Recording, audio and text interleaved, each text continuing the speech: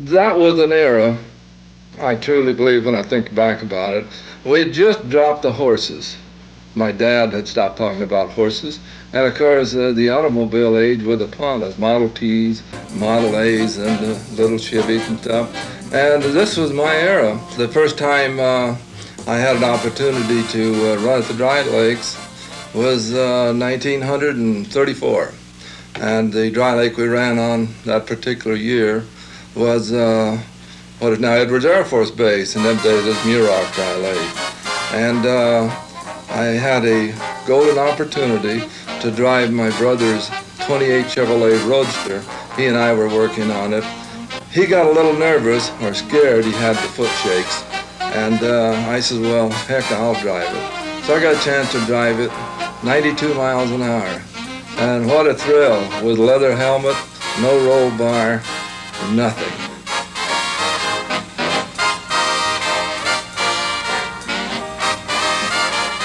Well, the Dry Lake was a unique situation because it was the only place that was available where you could take your car and run the thing and extend it for miles and miles.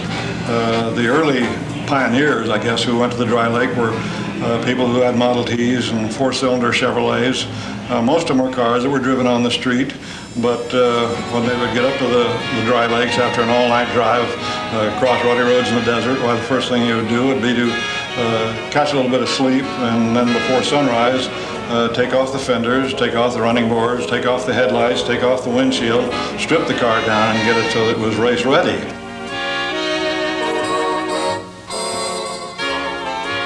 It was a calling, and I think everybody that initially started in this sport,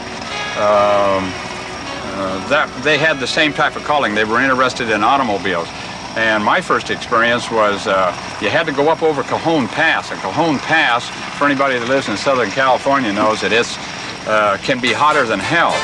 And so we had to go over there at nighttime. And then you attempted, in 2 or 3 shots, you made it up over the hill without boiling all the water out of your car.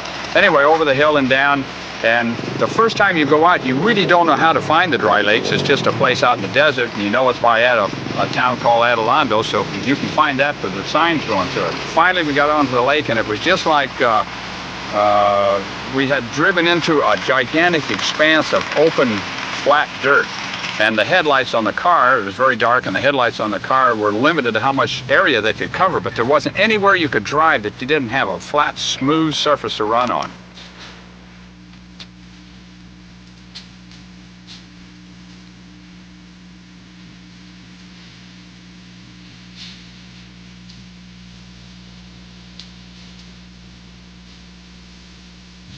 Well, the Dry Lakes Race Course, of course, if you have ever seen a dry lake, or it's just a great big flat alkaline body, and you pick the best spot, you make some trial runs and see where it's fairly solid, and then they would set up a row of cones with a trap at the end.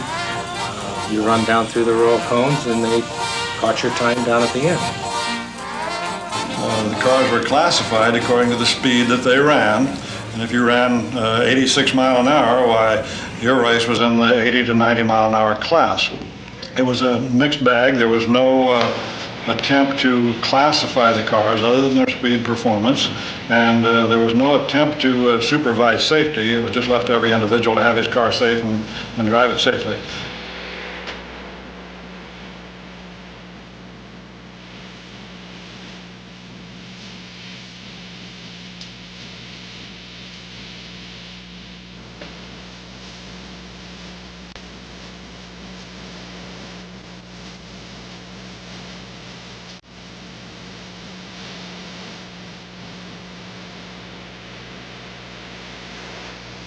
The attraction, I think, was as racing is today. It's a challenge to compete. Like any phase of racing, it's just a challenge to do better and do what you can. Very early racing, when I first started, there were no prizes at all. They gave you a little metal tag. I should have had one here to show you. There's a little brass tag, and it had on there where the race was being held and the date, and the class of car that you were running and the time that you achieved. It didn't say whether you were first place or 20th place, it just gave you your time. later on, the fellas started chipping in money for entry fees, and that gave us a source of funds to buy trophies with. The Southern California area was very active as far as car clubs were concerned. There were clubs in San Diego and Los Angeles and areas all around there with names like the Low Flyers and the Night Riders and the Hot Irons and the Roadrunners and so forth.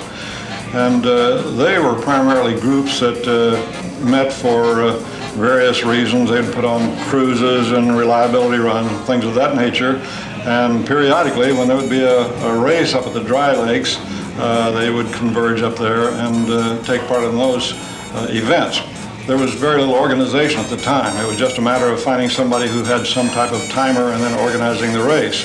So in 1937, these clubs, about 20 of them in number, got together and actually formed the Southern California Timing Association, which was the first organization of its type in the so-called hot rod activity. The name hadn't come up yet, but they got together and formed this organization, and its principal function was to produce and conduct the races at the dry lakes on usually a 4 times a year basis.